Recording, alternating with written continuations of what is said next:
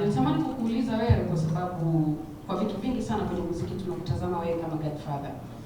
Kwa maana ya upande wa lebo, niseme. Upande wa lebo imekuwa ikionekana wasanii wakitoka kwenye lebo mara nyingi sio wasanii wengi ambao wakitoka kwenye lebo wanaendelea vizuri, kufanya vizuri kwenye muziki wao.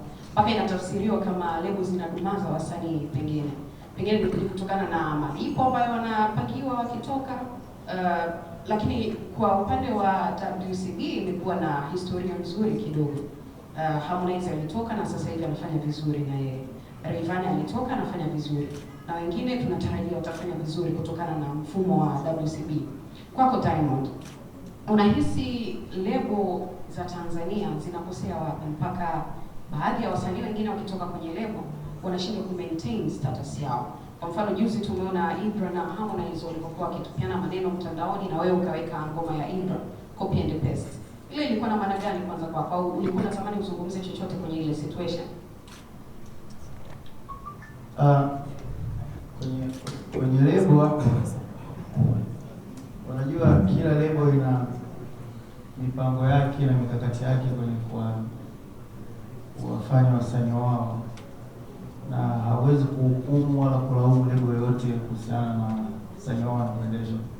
Lakini sisi kama Wasafi tunapomsaini mtu, tamanio especially kwa mimi, tamanio langu ni yule mtu afanye vizuri.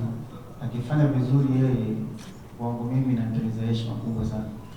Ile mtu tumemsaini msanii akafanya kwa mkubwa, kwangu mimi ni heshima kubwa kuliko hela ninayoingiza yule msanii kabla ya shughuli za kiasi. Kwa tunawekeza nguvu, akili, mawazo. Inaonekana tu kama msanii, lakini nyuma msanii lebo tunakuwa tunaweka the way mtu anamwekea brand yako mbele. Kama mimi nadhani ndio wao wamefanya, nataka shughuli zangu page yangu naweza kubadilika kwa page kama ya msanii. Nyanyua mtu kutoka sehemu fulani kufika sehemu fulani. Sasa sisi tumepata bahati moja ambayo namshukuru Mwenyezi Mungu. Katika kila msanii ambaye tumemtambulisha kwa kazi tuliyofanya, kushirikiana na yeye, waandishi wa habari na mashabiki, watu wamepokea vizuri, anafanya vizuri. Na kwa bahati pia nzuri wasanii wengi ambao kwetu sisi wameanza kutoka kwa independent walikuwa tayari washafika mafanikio mazuri. Kwa mtu anaona kama sasa hivi ulipofika sasa, lebo nashukuru, naomba sasa nianze kujisimamia mwenyewe.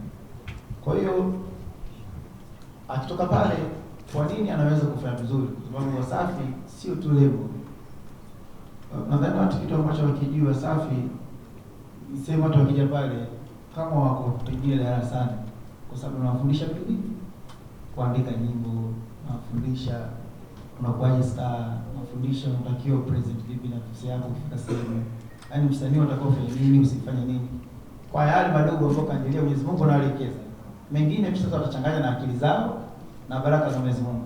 Sasa hiyo kila mtu anashapata hii sasa yeye anajua kumbe ukifanya hivi na kwa kufanya hivi na kwa sababu mwenyewe anaenda kuifanyia kazi. Na kila mtu anapofanya kazi ndio anakuwa kulingana na nafasi yake Mungu alombariki na mashabiki waliopokea. Kwa baada ya watu wanapotoka Wasafi, kumbuka wanatoka wakiwa tayari na wanafanya vizuri sana. Sio wanafanya vizuri pale, wanaweza kwenda kujisimamia wenyewe na ile misingi tayari wanayo.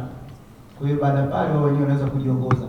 Hata kama mtu kitokea kidogo, kuna sehemu kashiki kidogo, inakuwa ni kidogo sana. Lakini kwa imani yangu mtu wote anayetoka Wasafi anaweza kufanya vizuri sana. Sasa hapo kwenye lebo zingine kwa kweli sijajua wao wenyewe wamekaje misingi yao, sijajua wao wenyewe wanaendeshaje lebo zao, na naheshimu kwa sababu kila mtu ana biashara yake, kila mtu ana taratibu zake. Ila kwa taratibu za Wasafi sisi hii msanii anapokuja, na mimi siwaji mtu fanya mambo labda nampa mtu nusu nusu, kwa sababu anataka msanii wangu afanye vizuri. Kwa nini mwelekeza sikiza unatakiwa ufanye hivi. Kuna mambo haya msanii hawezi kutitu kwa hivyo lazima ufanye hivi. Ukitunga nyimbo lazima ufanye hivi, usifanye hivi. Watu wengi nje wana imani yao, wanazaniaga mimi ni wasanii sio kuandikia nyimbo. Mimi nimeandika nyimbo za wasanii wengi ambazo ni mimi.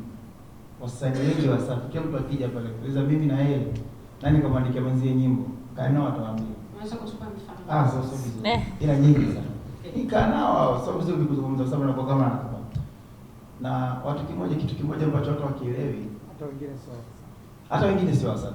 Sometimes wao wenyewe wanazungumza. Yaani mimi niko tu hivyo. Siwezi nikafika studio nikakuta nyimbo yako kuna sema iko safi nikakuacha tu. Nitakusaidia.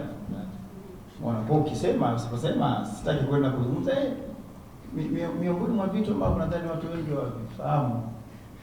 Nadhani ni mimi strength yangu imetokana kwanza na kuandika. Yaani mimi kama mwanamuziki, mimi sio mwanamuziki tu hapo huko. Hasa mwanamuziki. Yaani mimi nikishika peni naweza kuandikia nyimbo yote, naweza kuandikia bolingo, naweza kuandikia R&B, naweza kuandikia kibokata, naweza kuandikia hip hop, naweza kuandikia mapiano. Na kila muziki najua ni uandike vipi. Yaani kama hii nyimbo inaitwaje? Inaitwa Salama na nani na Banaba. Hapa nimeachana na mtu. Ngoja nimshindilie maneno ya lawama. Yaani unajua hivyo. Ikifika kwenye piano siwezi kuandika kitu cha serious kwa sababu piano inataka vitu serious. Nametea serious ndani kwenye piano. Taandika makuzi vitu ambavyo mtu akisikia atafurahi, atapata vibe. Sasa kutoka kwa ukiandika nyimbo ya mapenzi ya kuumizwa, nitaandika nyimbo kama Mbie. Nataka nyimbo ya maisha nitakuandikia nyimbo kama Nitapita.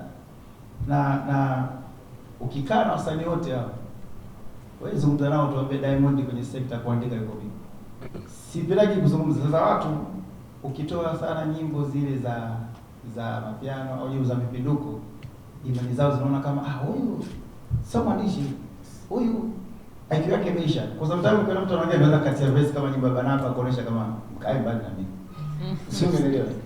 Na muziki, kila muziki kuna namna yake ya kuandika. Alafu watu wanakaja wanajidanganya, unajua Diamond yaani yule amefocus sana kwenye biashara ndio maana. Mimi sifanyii za biashara kwa sababu nina talent. Kitendo cha mimi kisikia biti ya kwa Masava, nione tu nikuandikie salamu, maana yake nimetumia IQ kubwa sana. Bonge fika wewe ungeanza kujieleza, unajua kusalimiana vizuri, jamani tusalimiane. Ila kwa sababu mimi na IQ na nina talent, ikifika pale kusalimia tu how are you? Unjani. Kwa hiyo ukiona unaona kama chepesi, sio chepesi kile. Talent. Ukiona ikifika kwenye show nitakuandikia, yani hicho ndio kinachoita talent. Yaani sasa mtu uko nje unapotoshana kwamba unajua mfanya biashara, sio biashara bila talent. Kwa ninaweza kuandika muziki wowote na nikacheza nao muziki wowote na nikatengeneza hit. Na ndio miongoni. Yaani hiyo ndio kwanza, hiyo ndio silaha yangu kuu kwenye maisha yangu ya muziki. Haya mambo mengine yote ni mbwembwe tu. Ndipo unacheza tafadhali. Hizo ni madagaje ya kutengeneza ukubwa wa fedha. Lakini silaha yangu kubwa ni kuandika nyimbo. Naweza kuandika nyimbo ya sio nyimbo ya mapenzi, nyimbo yote, yaani ndio silaha yangu kubwa. Kwa sasa ilivyo kuanaka vitu vile hapo clear vitatu. Cha kwanza, usijidanganye kwamba mimi nafanya vizuri kwa sababu eti nawekeza kwenye biashara. Kila mtu anawekeza, ila mimi talent yangu na IQ yangu sio ndogo, ni kubwa sana. Weka sikiza nyimbo zake, nyimbo unayoiona.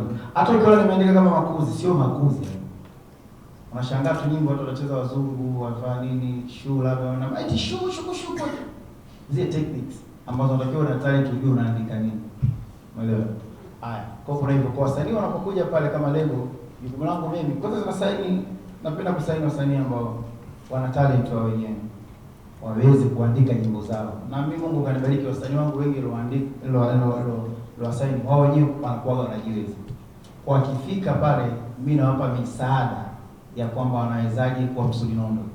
Yaani usio tu msanii wa kawaida kwa sababu kwenye soko watu wengi wanatoa nyimbo ambazo nao nyimbo zao ni nzuri, lazima uheshimu kwa kila mtu.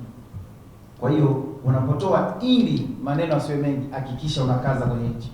Hakikisha hapo unaweka hivi. Inakuwa hivyo. Kwa mtu akitoka Wasafi anakuwa sio tu lebo, ni shule, ashajua namna kujibrand, ashajua namna ya afanye nini, akikutana na mic azungumze nini, inakuwa hivyo. Sasa kwa hiyo wengine wao sijui wao wanaendesha vipi taratibu zao na anaheshimu na sio mambo yanaenda.